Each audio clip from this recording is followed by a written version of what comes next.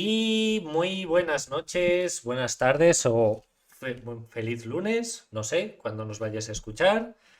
Pues una vez más estamos aquí en la consulta y hoy viene una persona muy especial que es súper activa en Twitter, seguro que muchos le conocéis, se mete en todos los fregados, también hace fregados él solo para que la gente se meta, lo cual nos gusta muchísimo.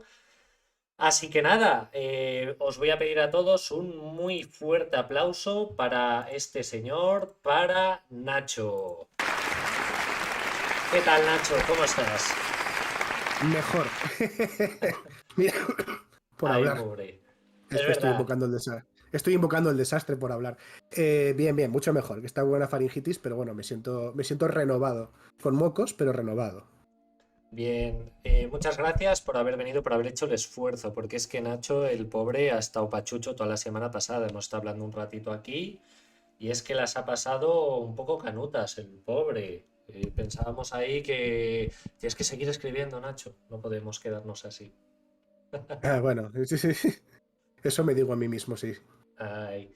Bueno, a la Pero no, gente, no tengo derecho a estar enfermo, maldita sea. eso es, eso es. A la gente del chat, el audio bien, la música se escucha bien, alta, bajita, irnos diciendo. Hola Mimi Roz, hola Eledia, nunca falláis. Qué majos sois, como se os quiere. Y bueno, Nacho, cuéntanos un poquito, lo primero de todo, muchos te conocemos a través de las redes, hemos escuchado algún podcast tuyo, te hemos oído hablar, pero cuéntanos un poquito, ¿quién es Nacho? ¿Quién está detrás de ese Dungeon Master que se sabe todas las normas? Cuéntanos un poquito de ti. ¿Eres natural de Pues Valencia? Cuéntanos. mm, Nacho es un natural de Valencia, es un valenciano que, bueno, que ha sido un friki toda su vida, incluso antes de saber que esa palabra existía. Siempre ha sido una persona muy creativa, ¿no? Que ha ido por muchos sitios chapoteando, ¿no? Por si escritura, que si cómic, que si moldear, que si tal, pero ha encontrado bueno, su cosa preferida en el rol y vaya, y es el hobby que más practico. La mayoría de gente que me conoce sabe que, bueno, soy licenciado en Derecho, he estado ejerciendo de abogado durante muchos años. Y bueno, pues hace un poquito, algo de tiempo, hace unos años, decidí pasarme a la docencia y justo este enero dejé de ser abogado. Y ahí estamos, con esta nueva etapa y compaginándolo con el resto de las cosas de vivir, que no son pocas. Es que el adulting es una castaña Es una trampa, tío. totalmente. Nadie nos avisó, nadie nos dijo, y no prestamos atención a nuestros padres, en fin. Eso es, pensamos que todo es jiji, jaja, pero bueno, tenemos un hobby muy sano porque siempre han dicho que engancha a tu hijo al rol y nunca tendrá dinero para comprar droga. Y es verdad, es Sí, verdad. sí. Y si le enganchas a Magic no tendrá dinero para rol tampoco. Eso es. Cuéntanos un poquito, ¿a qué edad más o menos empezaste a jugar? ¿Con qué sistema? ¿Cómo lo descubriste el rol? Pues a ver, te comento. El rol como tal, porque yo antes del rol yo conocía los libros de Elige tu propia aventura, pero yo no hice conexión entre eso y el rol hasta muchísimo tiempo más tarde, Ujú. porque para algunas cosas soy muy lento. Eh, el rol me lo descubrió un familiar mío, un primo, porque me hacía esas aventuras muy improvisadas, ¿no? De, ¿por dónde quieres ir? ¿Por aquí o por allá? Pues voy por allá, vale. Pues no sé qué, pues tira un dado. Si sale, no sé, cuatro más, pasa tal, tal. Es un rol muy, muy primitivo, ¿no? De todos modos, mi entrada al rol viene por dos títulos, ¿no? Que uno es Vampiro la Máscara y otro es Warhammer, aunque primero va Warhammer. ¿Por qué? Porque Warhammer fue el primer mundo de fantasía que yo descubrí por mí mismo. Yo conocía a Tolkien por mi padre, conocía a Star Wars, conocía a Avalon en las leyendas artúricas, pero la primera vez que yo cojo algo de fantasía y digo, esto mi padre no lo conoce, me lo voy a papar, esto me flipa, fue el mundo de Warhammer Fantasía. Ujú. Me gustan muchísimo las miniaturas, era muy, muy pequeñito todavía para poder pintarlas y tal, pero aparte eran carísimas, pero el mundo, el trasfondo de Warhammer a mí me volvía loco. Y me compraba revistas, me compraba manuales y tal. Y con 13 años aproximadamente, yo caigo enfermo por una enfermedad pulmonar y Mm. me tienen que ingresar, ¿vale? Y mientras estoy en el hospital recuperándome, una prima de mi madre, una tía segunda mía, me dice, toma, toma que mis hijos esto ya no lo usan y tu madre me ha dicho que a ti te gusta. y me regala esto, ¿vale? ¡Guau! ¡Qué guay! Esto es el Warhammer Fantasía, juego de rol, primera edición, traído aquí por la factoría. Esto tiene tantos años como yo, esto es del 86. Pues bueno, me lo empecé a leer y, sorpresa, no entendí una mierda. Pero eso no me impidió llevarlo al colegio y torturar a mis amigos con horribles partidas que no fueron partidas en realidad porque no había ningún tipo de estructura y al final pues no se jugó absolutamente a nada. Y luego un amigo mío, que era mi compañero uno de mis compañeros de fechorías del rol y el Warhammer, mi amigo Pepe, que lo quiero muchísimo, viene a clase con esto. El Y vampiro. ahí yo, Ah, y ahí yo casco y dije yo, bueno, aquí yo... Antes me interesaba, ahora lo amo, porque yo veo ilustraciones como esta, por ejemplo, ¿vale? La ilustración, por ejemplo, de Ramona, del clan Gangrel, y digo, bueno, yo aquí me acabo de enamorar y quiero jugar a esta mierda. Y no sé jugar a esto, déjame este libro, me lo aprendo, y en la siguiente partida que montes con tus colegas de fuera del cole, voy y juego. Pues bueno, creo que fue la siguiente, esa no, la siguiente partida yo ya estaba dirigiendo. Y llevo jugando con esa gente hasta ahora. Y así empiezo yo en el mundo del rol. Gracias a ponerme malito de un pulmón. qué guapo, qué guapo. La verdad, qué bonito. Bueno, pero te recuperaste, ¿no? Lo importante. Sí, sí, sí. Bien, bien, bien, bien. Y así creciste, obviamente, hasta que te has convertido en un Dungeon Master, que ahora sí vamos a empezar a hablar un poquito en los temas que hemos planteado por Twitter, que estás trabajando en tu propia aventura con tu propio sistema, que se llama, ¿no? Eterno Azul, ¿no? ¿Correcto? Correcto, correcto. Sí, me he metido en ese fregado. Sí. Pues cuéntanos un poquito sobre Eterno Azul, porque yo lo poco que he leído, porque me ha costado un poco encontrar algo de información ahí en las redes, que es un juego de rol de piratas en Ujú. un mundo construido en el eterno cielo azul, plagado de nubes, rivalidades y fantasía. O sea, ya engancha el eslogan. Cuéntanos un poquito. Nada de eso es mentira. Nada. Vale. Cuéntanos un poquito. A ver, el juego es fácil calificarlo como piratas, pero la palabra pirata evoca una cosa muy concreta y es fácil pensar en lo que va a ser el juego, luego leerse y decir, ah, que no hay piratas, porque si te estás esperando ver a Jack Sparrow, no lo vas a encontrar, ¿vale? Lo digo si esto es una especie de cave Temptor. Eterno Azul es un juego de aventureros, más que de piratas. Lo que pasa es que cuando eres un aventurero con una moralidad gris que va en un barco, pues los términos se vuelven difusos. Entonces es fácil caer en esa equivocación. Pero un pirata es un señor que asalta a otros barcos por dinero, cosa que puedes hacer en Eterno Azul, pero no te vamos a juzgar. Eterno Azul es un juego de aventura, como has dicho. Eterno Azul, lo que comentábamos antes, ¿no? La idea que intenta venderte es llevar a ese típico grupo de desarrapados, ¿no? De gente que ha sido expulsado quizá de sus sociedades o se ha visto obligado a la vida de aventura, que han formado una piña, han formado una familia, se han montado un barco que vuela y se han ido a recorrer el mundo, a vivir aventuras, a encontrar reliquias olvidadas, a acumular riqueza, a hacerse un nombre y pegarse contra la gente que manda en el mundo, porque es lo que mola, ¿no? Cuando te vas de aventuras. Y sí está ambientado en un mundo que es eterno azul. Es un cielo inacabable que está surcado de islas que flotan y de una tormenta eterna que va girando y haciéndolo todo moverse. Y ahí es donde se van moviendo los personajes. En el centro de ese mundo está el continente principal, bueno, el continente, los continentes flotantes de Cea, que es donde vienen los humanos, por así decirlo, y cuando te vas alejando de Cea, o la tormenta, la galerna te va alejando de Cea, vas encontrándote islas cada vez más raras hasta que, bueno, pues encuentras algunos lugares del azul que no se comportan según las leyes de la física, por ejemplo, o hay lugares verdaderamente terribles donde hay seres muy oscuros y muy chungos que te quieren comer la patilla o quieren hacerte cosas mucho más horribles dentro de la cabeza. Así que es un juego para explorar. Es un juego para que tú decidas si quieres jugar dentro de los reinos de Cea, si quieres jugar cosas un poco más conocidas, ¿no? Si quieres jugar algún tipo de intriga política Ujú. o si quieres montarte en el barco, diseñar tus propias islas, hacerte tu sandbox en cualquier rincón del azul y básicamente explorar, encontrar sitios, si lo quieres organizar como one shots, hacerlo, darte libertad. Qué La premisa es guapo. un juego de aventuras montados, 4 o 5 tíos montados en un barco, vaya. O sea, y se trata, rollo, continentes flotantes y los barcos Ujú. surcan el cielo, entiendo, ¿no? Por supuesto. Vale, ¿qué pasa si un personaje se cae del barco? Que no se cae, que la galerna lo arrastra. Y bueno, Hasta luego. Vale, qué guapo, me no os parece. caigáis del barco. No, no, no, no. Qué guapo. ¿Y hay diferentes alturas de navegación o todos van a navegar a una misma altura? O sea, me interesa esa física. Es un mundo de 360 grados, evidentemente, claro.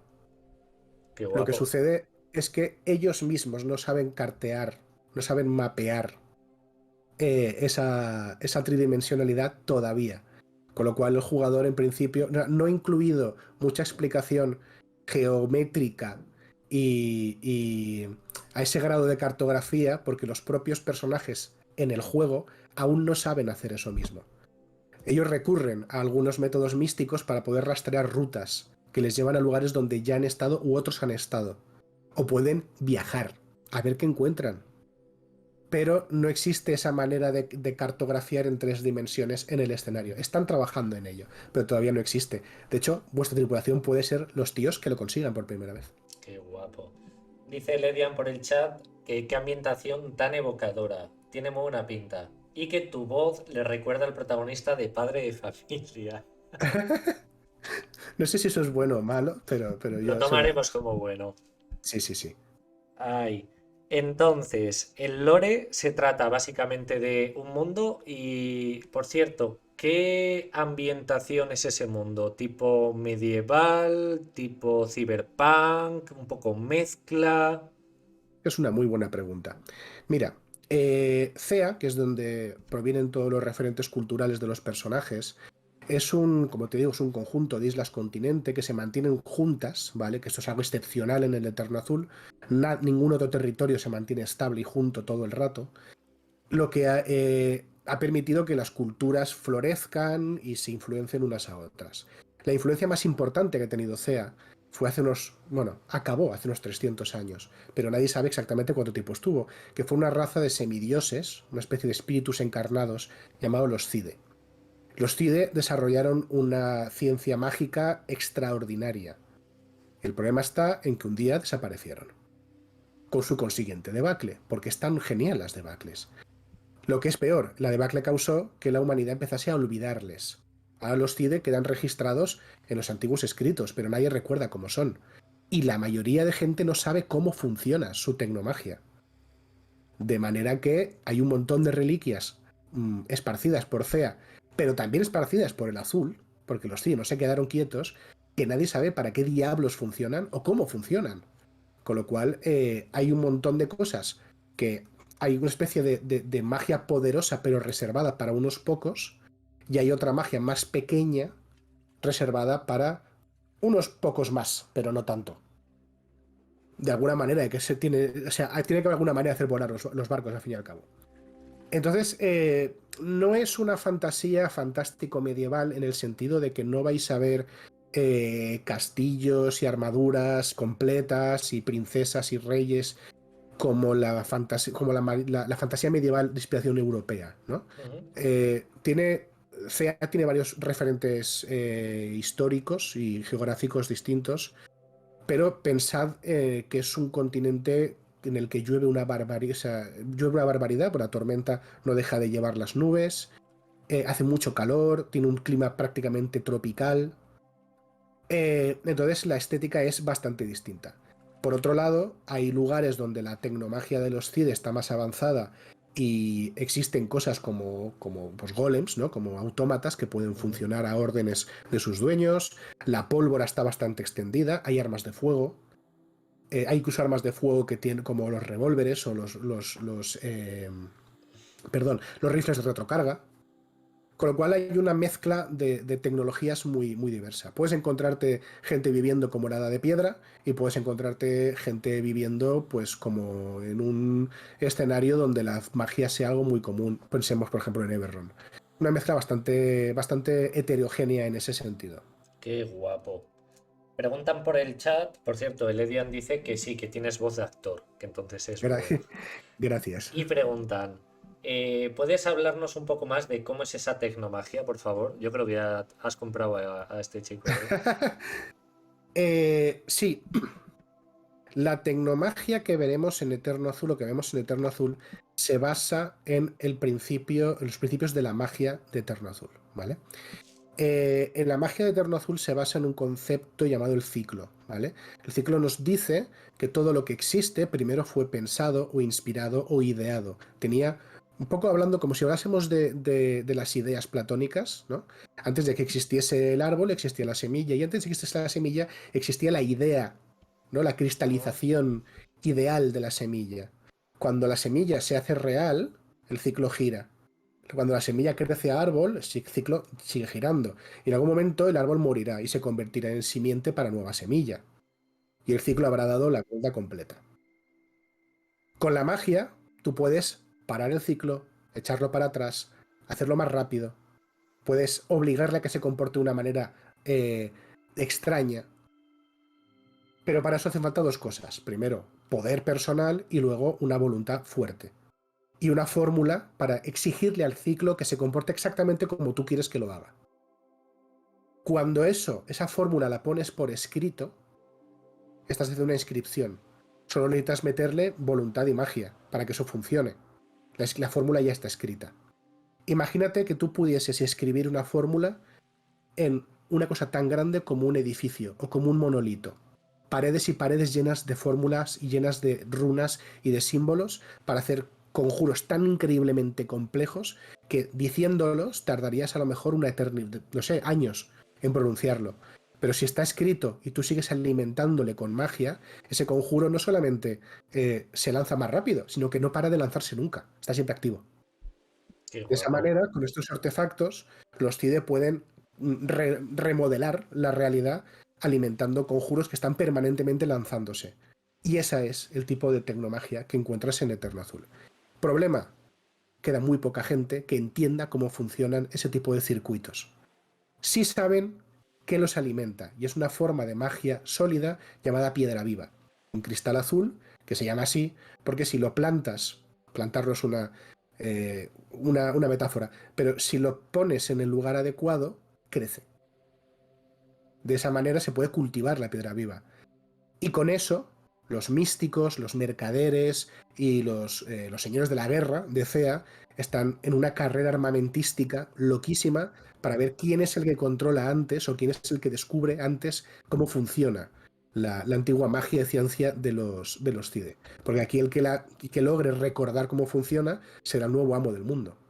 Problema, no existe nación tan rica en toda Cea que pueda visitar todas las islas del Eterno Azul. Alguien tiene que hacerlo por un precio módico. Y ahí entráis vosotros, los cuatro pringados en un barco.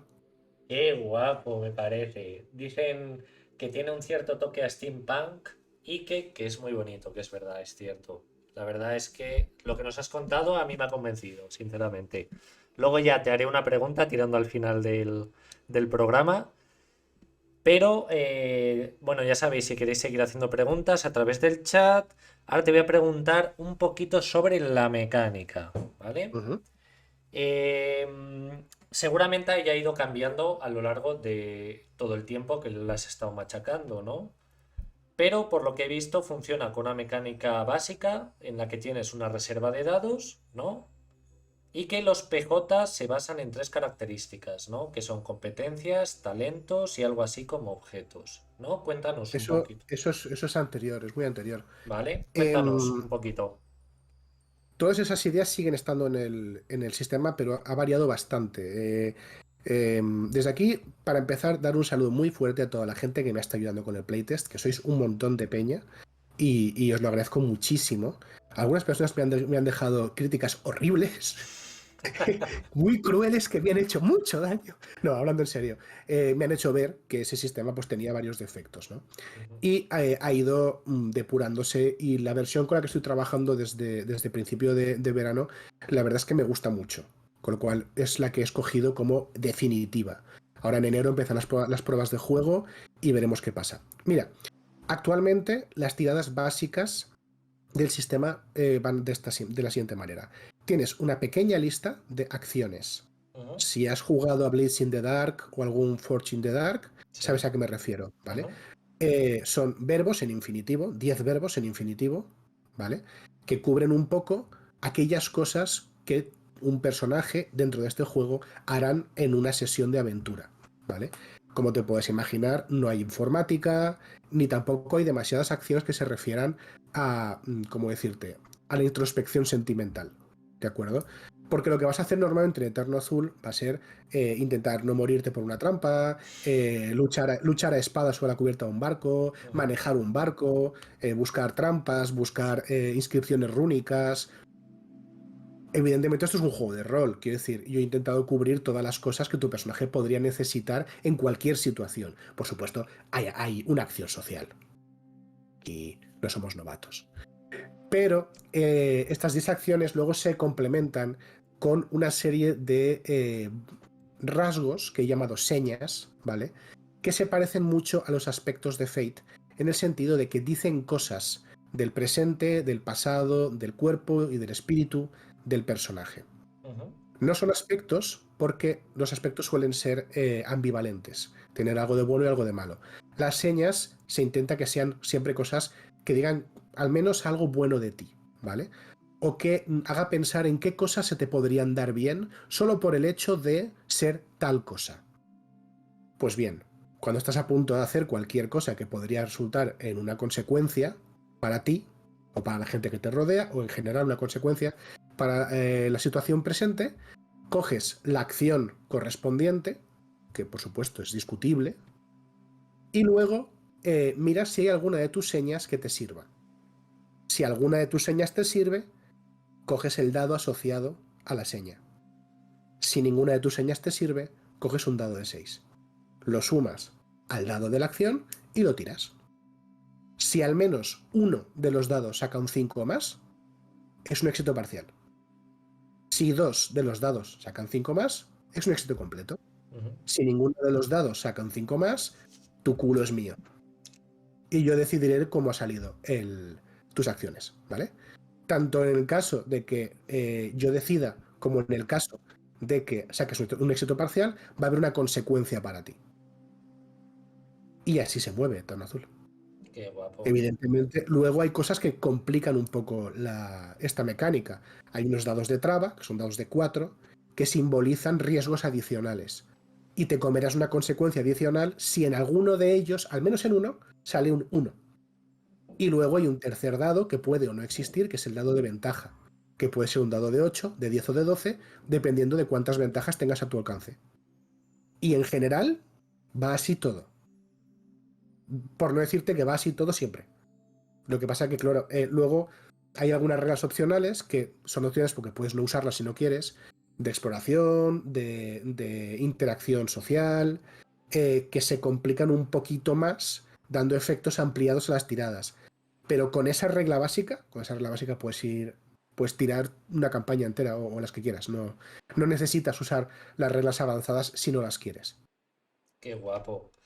Porque en algunas entrevistas o en comentarios tuyos decías algo así como que muchas veces cuando juegas a rol, a veces nos vemos limitados los máster o los jugadores por las tiradas, en sentido, si no sacas la tirada no consigues la acción. Entonces, tú has optado por un sistema algo parecido, ¿no? Tú mismo lo has dicho, de Fate, de que puedes lograr esa acción, pero con una consecuencia, ¿no? Y esa consecuencia la pone el máster, la pone el PJ, esa consenso, ¿cómo lo hacéis? Es una muy buena pregunta.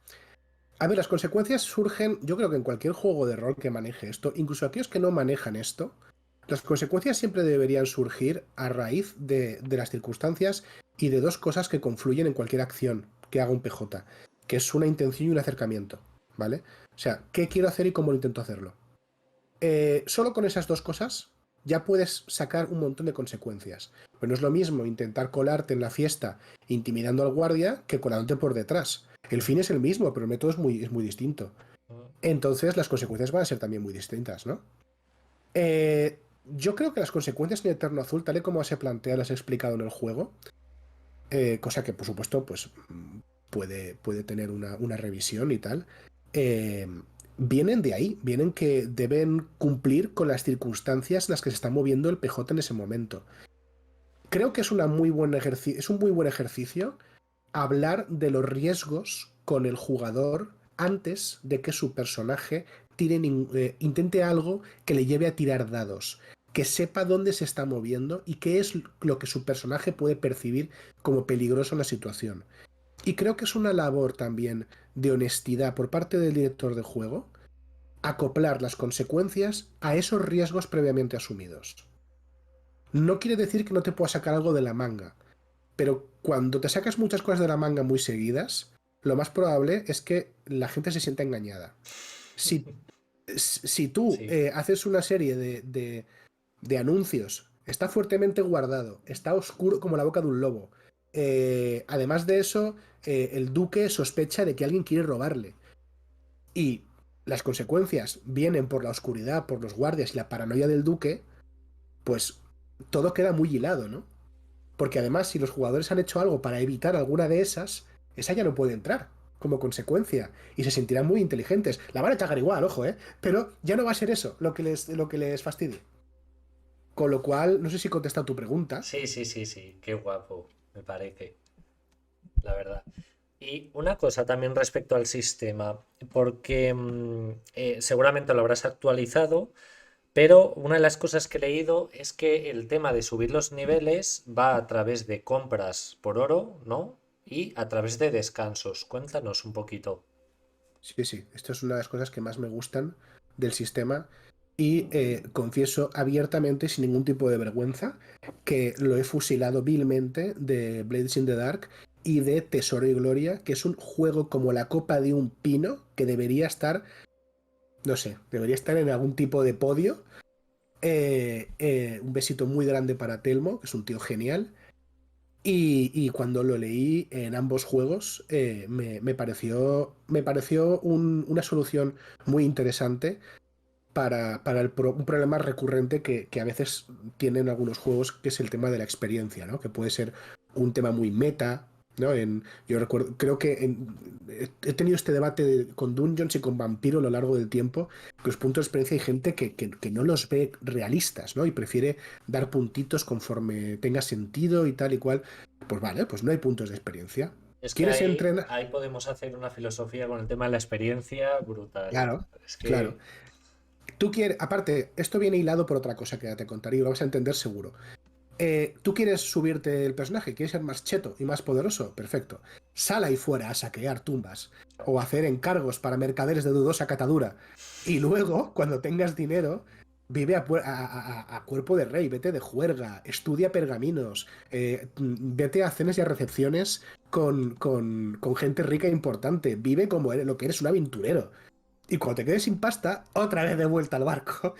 Y es básicamente es para fomentar que exista ese ciclo de aventura constante en el que realmente tu única manera de subsistir es irte de aventura, a no ser que te quieras retirar y ser, yo qué sé, no lo sé, carnicero.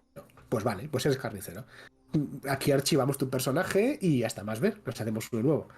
Pero si no, realmente no me interesa tanto que los personajes de Eterno Azul sean héroes con grandes ideales, que pueden serlo perfectamente, sino que se han metido en una vida cuya única salida es seguir yéndose de aventuras. Y el hecho de que las subidas de nivel y otras cosas, porque no, bueno, subidas de nivel es una manera de hablar, no va por niveles de Eterno Azul, pero subidas de características, subidas de rasgos, vayan por pagando oro, obedece exclusivamente a eso, a que haya una necesidad constante de salir a por más botín. Pero no es lo único que puedes hacer con descansos y botín, hay muchas más cosas que puedes hacer. De qué hecho, hay guapo. algunas cosas que solo puedes hacer con descansos y botín. Dice el señor, es decir, son autónomos. Son autónomos, son autónomos. No le voy a decir a él sí o que no, Sí, es posible que esto, de salir a por más botín para subsistir, venga o no inspirado por mi etapa en la abogacía. Qué guapo. Y una pregunta, tema de clases y razas, ¿cómo lo has organizado un poquito en el tema? Porque, claro, yo aquí veo un potencial brutal. Te cuento. Tema de razas y me lo quito de encima. Eterno Azul lleva escribiéndose y jugándose con distintos sistemas desde que yo empecé la carrera, ¿vale? Hace mucho tiempo. No voy a dar números, mucho tiempo. Y antes sí tenía razas no humanas. Esta versión que estoy jugando ahora y que la que va a ser la oficial no tiene razas no humanas. Porque no me hacen falta. Me di cuenta de que no me hacían falta. No aportaban nada y de hecho, qué curioso, qué casualidad de que las razas que más se apartaban de lo humano eran las razas que menos trabajo le había dedicado en estos tiempos y que menos atención había llamado a mis jugadores. No era una casualidad. Por tanto, decidí que de ese acervo de razas que había hecho para Eterno Azul, algunas de ellas iban a quedar como criaturas que viven en esas islas o incluso en CEA. Algunas de ellas iban a convertir en etnias o pueblos humanos y, y, otras iban a ser humanos que ya eran y punto. Entonces, de las razas no humanas, como te digo, solamente quedan algunas como criaturas que te puedes encontrar por ahí. Y dos de estas razas no humanas las he incorporado como etnias que han sido alteradas de una manera mística por estos mismos semidioses que gobernaban Cea en un pasado. Y esas alteraciones místicas les hacen destacar entre los demás humanos, físicamente hablando, pero en todo lo demás siguen siendo humanos.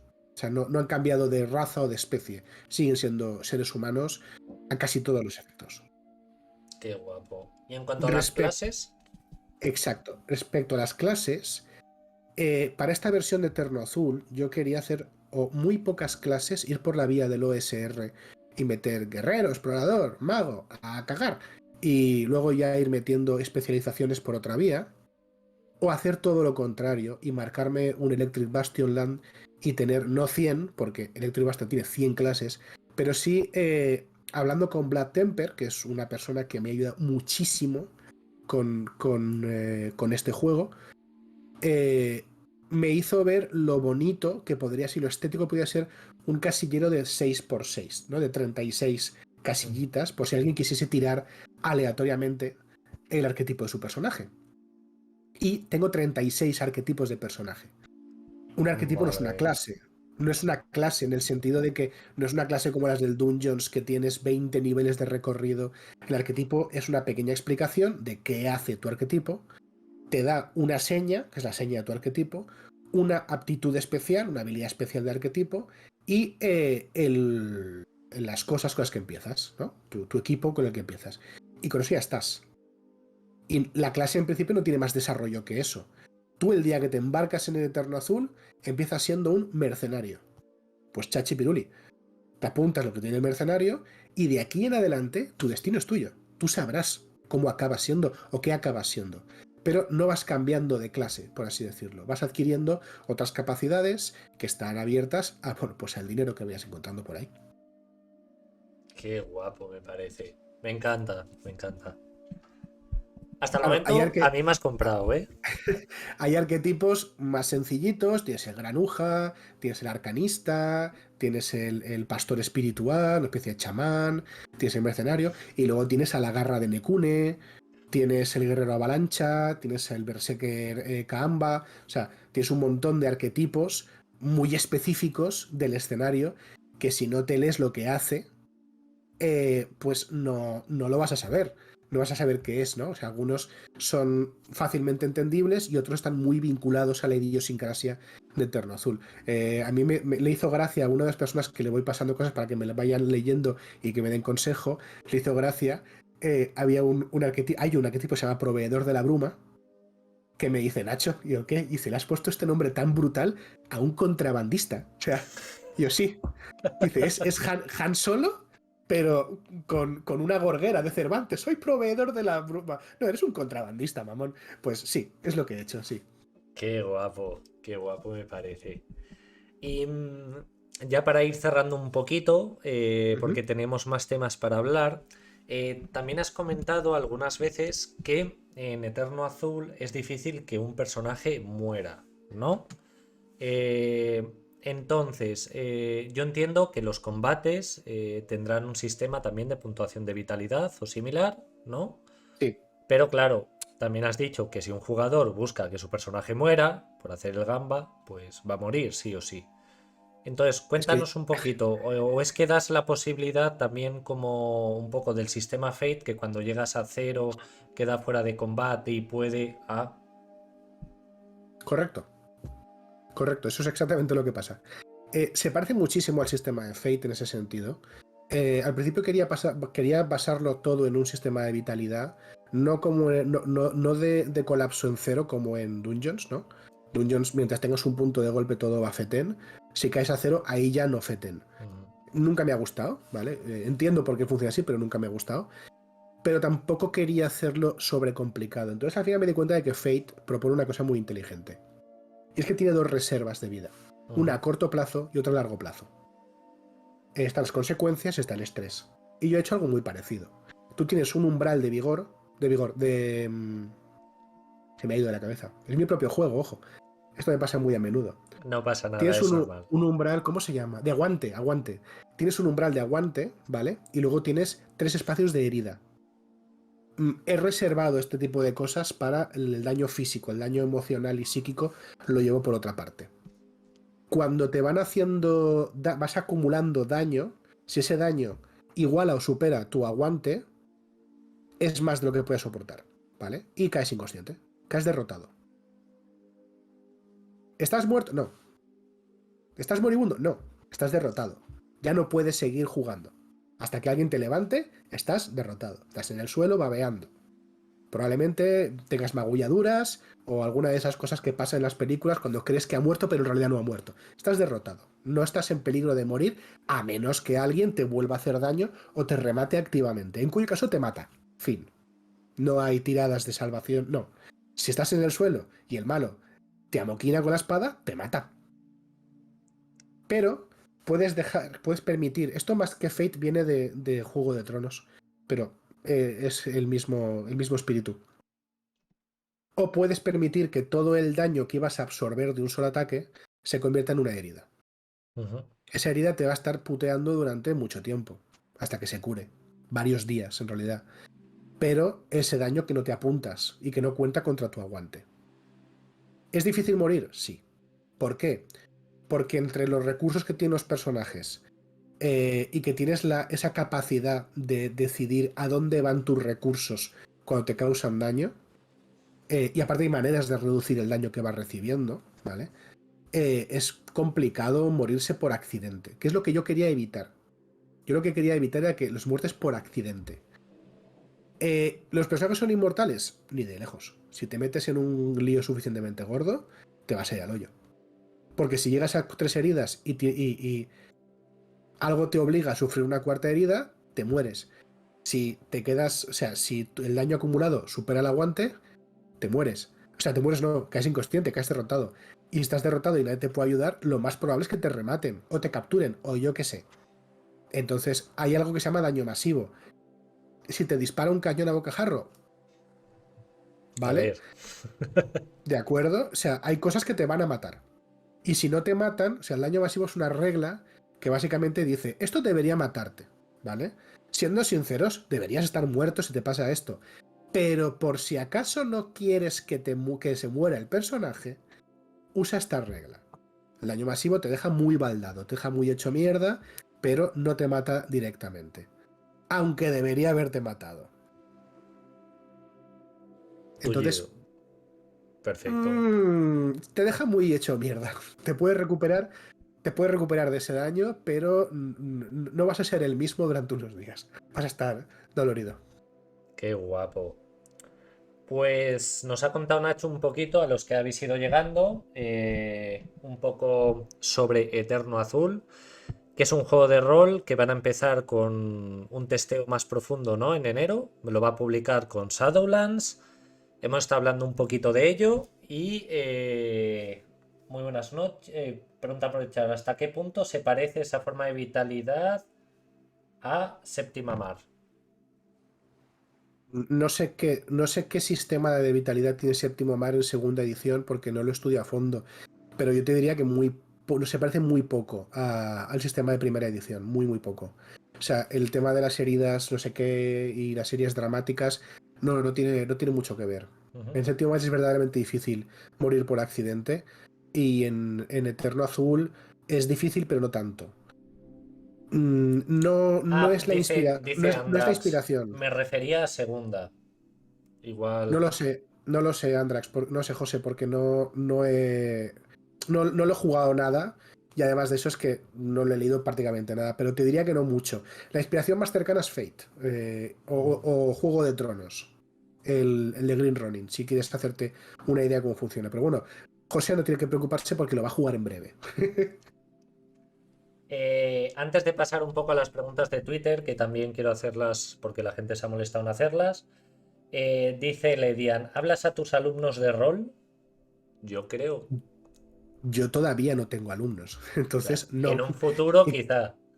sí, en un futuro quizá. A los alumnos que he tenido en otros aspectos no les he hablado de rol porque no he tenido alumnos durante tanto tiempo con para tener tanta confianza, ¿no? Yo Ujú. cuando he dado clase de inglés o clase de oratoria no hemos llegado a tanta confraternización. O he tenido gente de prácticas en el despacho y tal, no hemos confraternizado tanto. Pero no veo por qué no. Yo hablaría a mis alumnos de rol. Me parece una cosa preciosa, una ficción increíblemente buena y bonita. Así que sí, sí, yo lo recomendaría a todo el mundo sin excepción. Y desde el chat, Roland Livitun, ¿vale? Desde el Twitter, preguntan que qué aspectos tienes en cuenta primero a la hora de diseñar un juego de rol y cómo le das al world building cuando la página está en blanco. A ver, primera respuesta. Yo, para bien o para mal, soy una persona bastante creativa y he sido creativo desde muy pequeño. Entonces, yo no sé decirte de dónde viene la primera inspiración de algo. Puede venir de algo que vea, de algo que escuche. Puede venir. Eterno Azul empezó como una canción de Enya, ¿vale?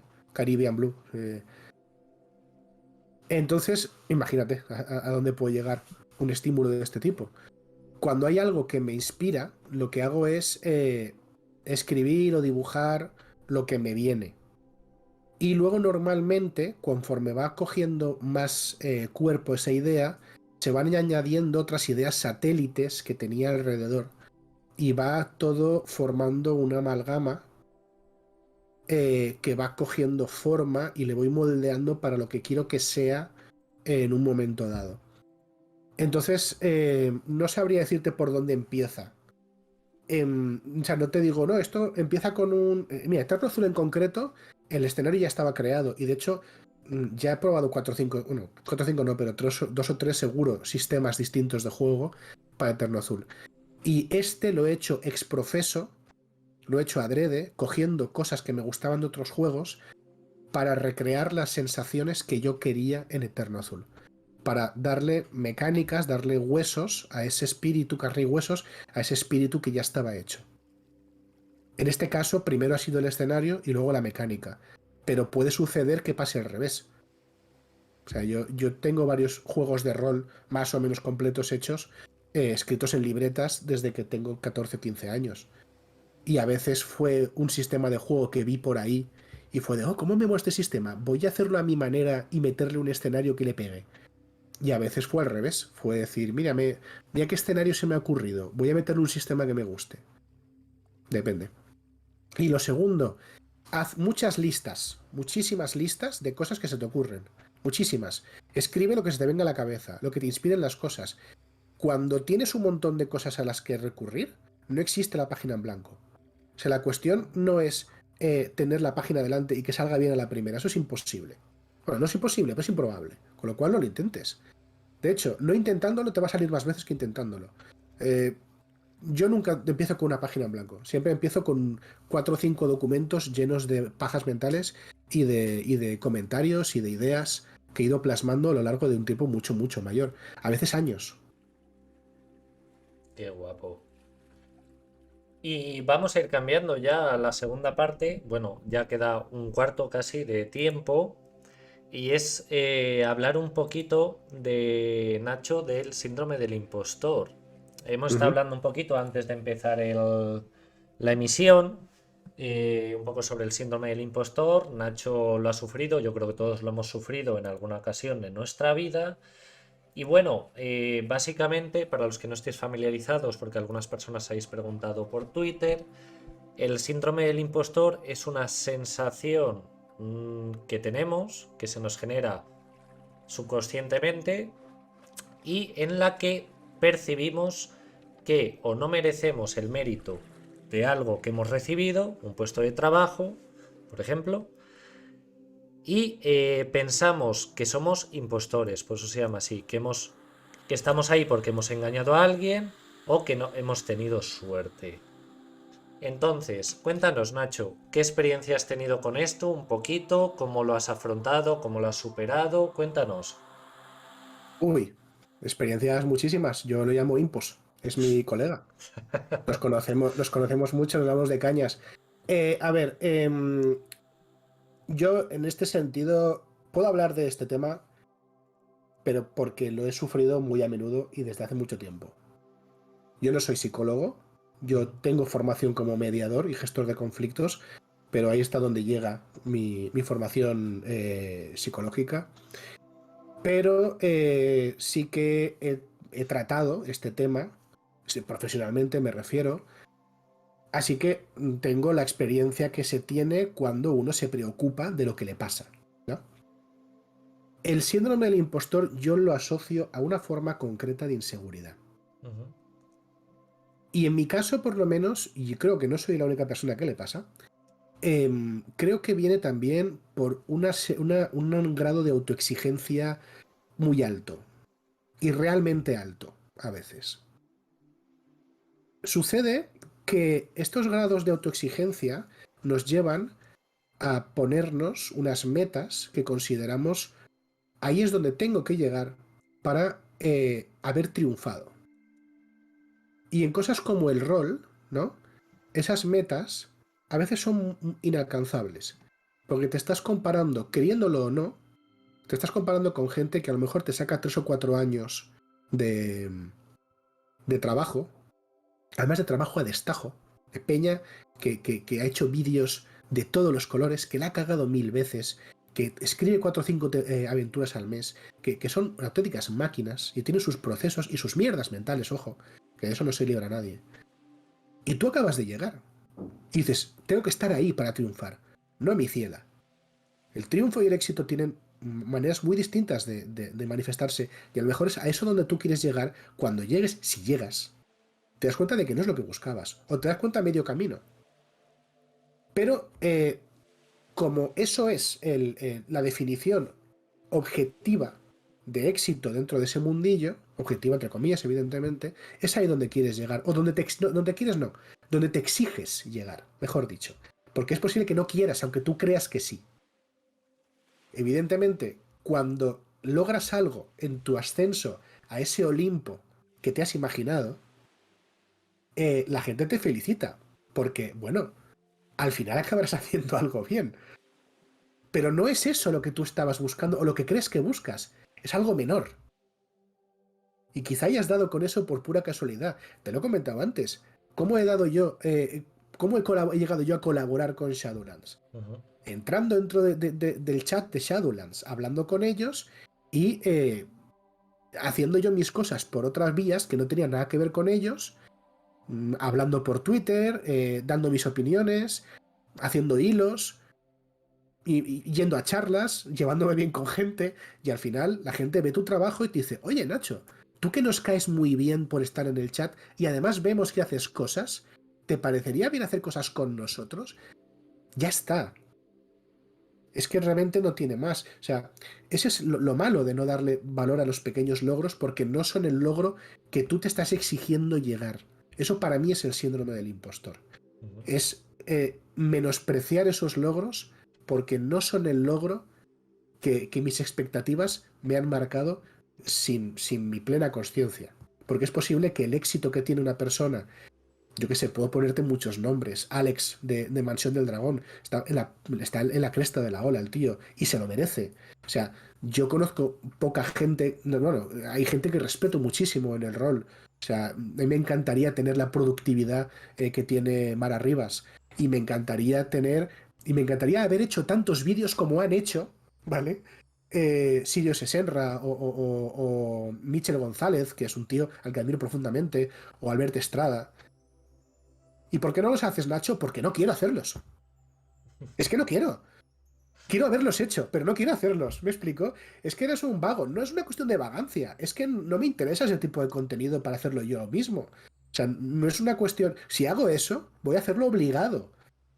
¿Me explico? Sí. Pero como no lo hago, no estaré ahí. Y como no estaré ahí, me frustro. Y las cosas que sí estoy haciendo y sí me están generando éxito, no valen nada. Porque no son eso. Y eso es una pescadilla que se muerde la cola horrible, que te puede hundir mucho. Y eso es para mí el síndrome del impostor. Dicen, comentan por el chat que Mimi Roth que tiene mucho miedo de no saber desempeñar su trabajo el día, precisamente por esto.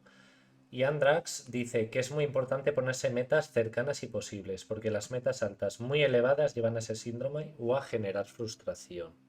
Correcto. Totalmente cierto. Pero Dice, claro, Didi. no, no, pero para poder generar esas, esas metas, Ujú. ¿vale? Primero hay que trabajar desde un punto de vista más personal y más sincero contigo mismo y más consciente, que es qué es lo que quiero. ¿Qué es lo que quiero? O sea, porque detrás de una postura siempre hay una necesidad, ¿de acuerdo? Muy pocas veces la gente quiere lo que dice que quiere. Normalmente lo que la gente busca es cubrir una necesidad anterior que no saben formular bien. Si encuentras esa necesidad, es cuando puedes marcarte la meta que te va a llevar a satisfacerla. Si no, irás a por lo que tú crees que la va a satisfacer, pero probablemente no lo haga. Y respecto a Mimi, yo lo único que te puedo decir, Mimi, es que, mira, yo he puesto en práctica varias cosas para luchar contra el síndrome del impostor.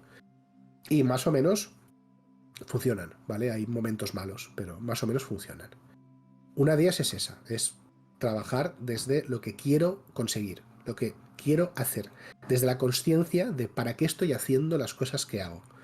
Cuando tienes clara la meta, es mucho más la meta que tú quieres de verdad conseguir, es mucho más fácil ponerte pasos y apreciar los pequeños logros.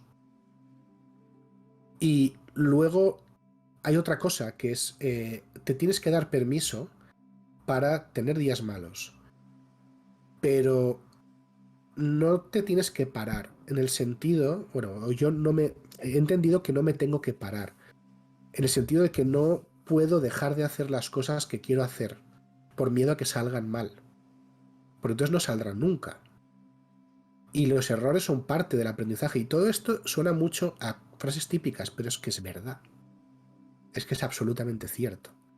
Y tenía pensadas más, pero se me están olvidando. Así que más adelante volveremos a ello. Sí, iba a comentar que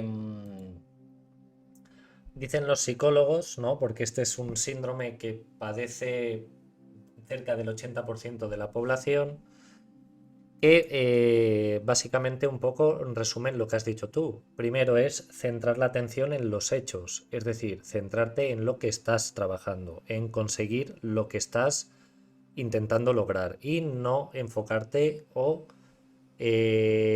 centrarte en los hechos de otras personas.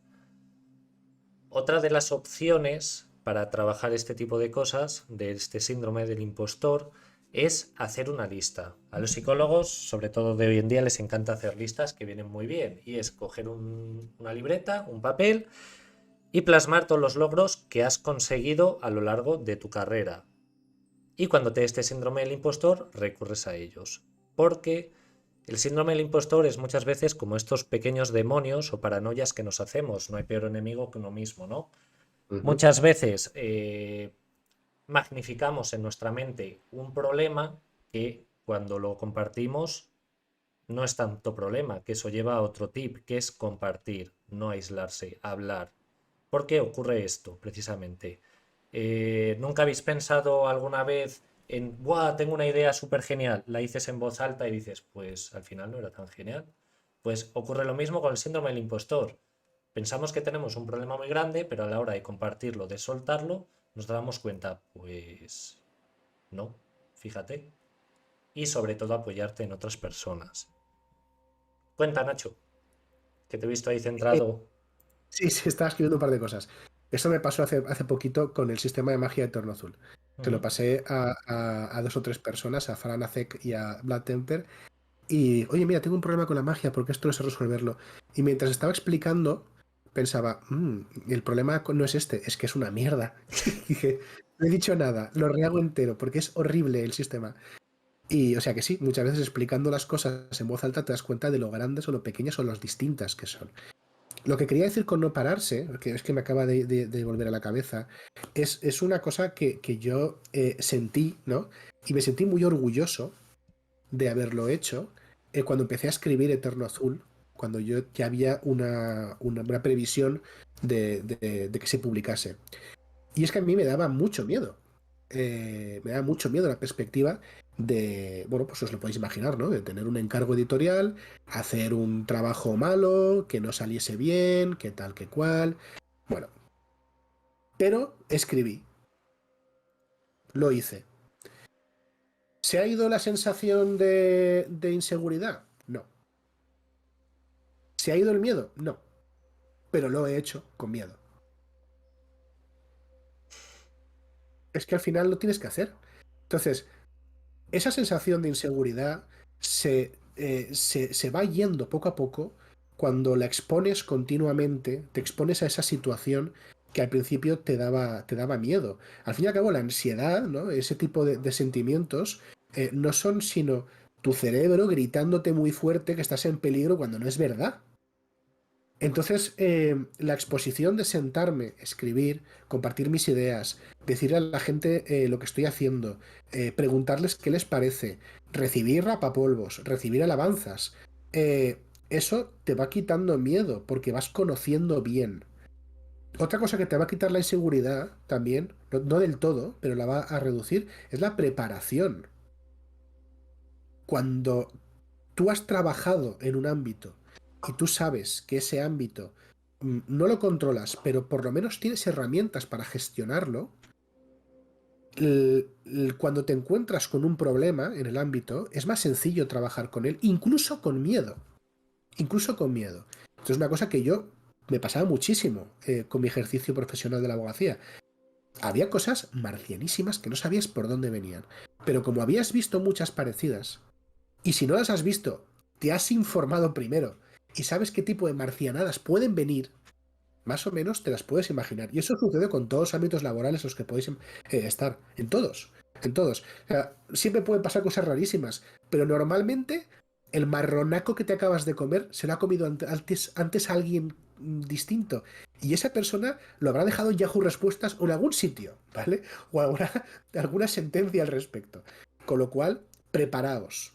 Preparaos. Que dedicad tiempo. No os obsesiones, pero dedicad generad una anticipación buena ante las cosas. Si sabéis que os vais a meter en un fregado, preparaos el fregado, leed sobre ello, preparaos o adelantaos al tipo de problemática que puede surgir. En el tema del diseñar juegos de rol, leed mucho rol. Ujú. Leed diarios de diseño de rol, hablad con otros diseñadores, estamos en Twitter, es muy fácil hablar con nosotros, de verdad, la peña que tenemos juegos y perfiles con muchos seguidores y hablamos de cosas súper esdrújulas del rol y salimos en entrevistas, somos peña, ¿eh? Yo me voy ahora a comer una hamburguesa con fingers de queso con mi novia que está en el piso de abajo, o sea, vivimos igual que vosotros, preguntadnos cosas, que no pasa nada, no mordemos. Y veréis cómo esta exposición, estos problemas ya los ha tenido otra persona antes. Y luego hay otra cosa que recomiendo muchísimo, que es la sinceridad y la honestidad. El síndrome del impostor tiene un componente, como decía Álvaro antes, muy importante, que es en algún momento se van a dar cuenta. Bueno, nadie es tan bueno. ¿De acuerdo? Nadie puede engañar a todo el mundo todo el rato. Nadie. Puedes engañar a unos pocos todo el rato o a todo el mundo un rato, pero a todo el mundo todo el rato no puedes. La gente que te quiere y te aprecia y te dice lo bien que haces las cosas, normalmente no están engañados por ti, te conocen demasiado bien. La gente que no te conoce de nada y aún así te dice que lo has hecho bien, le importas un pedo. No les has engañado porque no has tenido oportunidad. Si has hecho algo bien y te felicitan, pues probablemente has hecho algo bien. Sé honesto y sincero contigo mismo. Pero cuando lo haces mal o cuando no sabes hacer algo, también sé honesto y sincero con la gente y contigo mismo. Hay pocas frases más liberadoras que no tengo ni idea. Ujú. Y si no tienes ni idea, di que no tienes ni idea. Y ya está.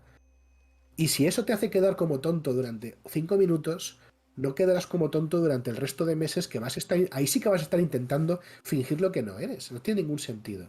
De hecho, en docencia, en la universidad sobre todo, esto lo hemos hablado mucho entre los docentes. Es mucho mejor que cuando te hagan una pregunta en clase, yo qué sé, yo porque estoy en el ámbito de farmacia, medicina, química, no lo sabes todo de todo. O sea, es imposible tener todos los conocimientos ahí en tu cabeza metidos. Alguien te va a hacer una pregunta en un momento y tú no vas a saber la respuesta. Es mucho mejor decir, mira, no lo sé en este momento, me la anoto y me la preparo y mañana te respondo. Así vas a dar Correcto. una mejor imagen porque todos tenemos límites y esa persona va a tener más empatía contigo, vas a sintonizar más con esa persona. Joder, le he pillado aquí, no sabe la respuesta, pero va a hacer el esfuerzo encima de trabajarla para dármela. Correcto. Mucho mejor. Eso a mí me ha pasado. Ya, o sea, he dado pocas clases, pero ya me ha pasado. Que me pregunto una cosa muy marciana. Aparte, gente que no tiene ninguna preparación en derecho, normalmente, y te hacen preguntas que encima no están bien formuladas o tal, y tú dices, ostras, para responderte a esto, me tengo que ir a cosas que no vas a entender y que encima yo no conozco con profundidad.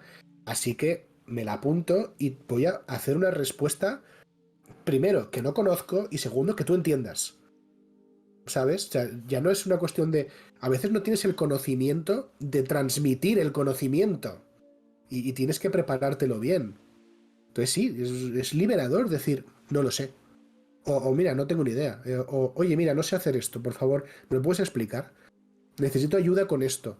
Ese tipo de cosas son muy liberadoras y yo os aconsejo muchísimo que las digáis. Yo tengo un par de amigos en mi grupo de colegas de toda la vida que cuando estamos en esa época tan estúpida, ¿no? De los 14, 15 años, 16 años, que estás en el pico de la adolescencia, donde además yo siempre he tenido un grupo de amigos de gente muy inteligente y muy ingeniosa, que de alguna manera tienes ese miedo, ¿no? De quedar por debajo y de no sobresalir y no ser tan inteligente y tan pro como el tío que tienes al lado.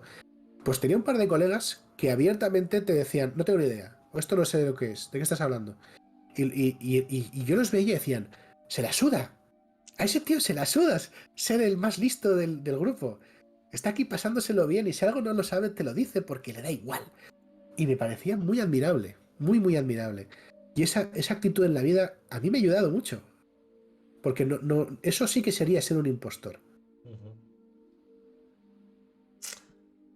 Pues Nacho, ya te he tenido entretenido, pobrecito, que tienes que ir a cenar, cago en la mar. Nada, hay tiempo, no te preocupes. Ay. Muchísimas gracias. Estáis a tiempo de última recta final de hacer más preguntas en el chat. Han estado escribiendo durante este tiempo. Bueno, el Edian, que adecuar el mensaje al receptor no es siempre fácil. Sí, a veces lo difícil no es el mensaje, sino cómo transmitir el mensaje. Andrax dice valentía no es no tener miedo, es hacer algo pese al miedo. Todo el mundo va a tener miedo en algún momento. Quien te dice que no Correcto. tiene miedo, miente o no tiene alma. Muchas gracias por los consejos, dice Mimi. Y gracias, Jo, me has ayudado mucho. Y Elsior te da las gracias por compartir todas esas palabras. Que desde su experiencia siempre acaba comparándose con la gente y ha dejado caer lo que tenía en el mundillo por lo mismo. Ojalá haber sido más consciente.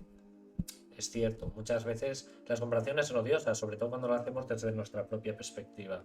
Porque muchas veces nos machacamos más a nosotros de lo que la realidad es.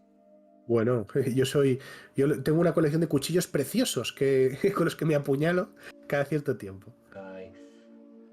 Nacho, ¿cuándo vamos a poder jugar a Eterno Azul? O A ver, dirigirlo o jugar. si lo que me estás preguntando es si puedes jugar conmigo, puedes jugar conmigo, cuando quieras. Respecto a cuándo va a estar el juego, no tengo ni idea. Las pruebas del juego empiezan en enero. No sé cuánto van a llevar. Y bueno, en cuanto haya algo que anunciar, no os quepa ningún tipo de duda que se va a anunciar.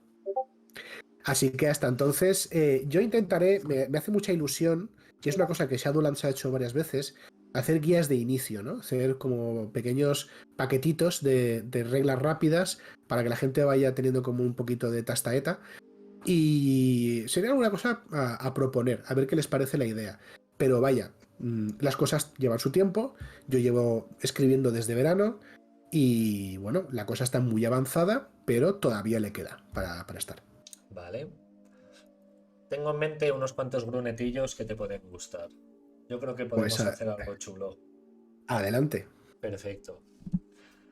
Así que bueno, pues nada más, Nacho, al menos que nos quieras comentar alguna cosita más. En principio, no, que estoy muy agradecido de que hayáis pensado en mí para venir aquí a la consulta del doctor y que nada, me ha parecido un espacio muy guay. No sé si espero que lo que he contado a alguien le haya parecido interesante, pero vaya, un sitio muy cómodo y 10 de 10 repetirían, se lo recomendaré a mis amigos y bueno, y buena reseña en TripAdvisor, eso Muchas sin duda. gracias. Muchísimas gracias. Gracias a ti por haberte ofrecido a venir. La verdad, me ha encantado cómo nos has descrito el juego. O sea, brutal. 10 de 10. Me lo voy a pillar. Mi pareja está por el chat, así que ya tienes regalo para hacerme. Gracias también por haberte abierto un poquito, contarnos un poquito más sobre ti, sobre tus experiencias, porque al final este espacio es al final para compartir entre nosotros y el mundillo. Y como no, muchas gracias también a todos los que habéis estado en el chat apoyando. Sabéis que he abierto un canal de YouTube para ir subiendo estos vídeos, porque yo soy un desconocedor de las redes sociales y no sabía que Twitter los acababa borrando. Así que los subiré a YouTube, estará cuanto pueda. Y solo un anuncio, la próxima semana de momento no habrá consulta porque sabéis que estoy en Italia, entonces la próxima semana voy a estar en Roma trabajando, entonces no voy a tener la opción. Veremos si volvemos la próxima semana. La siguiente, que ya sería Navidad. Estar atento a redes. Y poco más, Nacho. Muchísimas gracias. Queda pendiente esa Gracias a ti. partida de Eterno Azul. Está prometida, más que pendiente. Así que bueno, un besito muy grande a ti, Nacho. Un besito muy grande a todos los del chat. Y nos vemos. Hasta la próxima. Hasta luego. Adiós.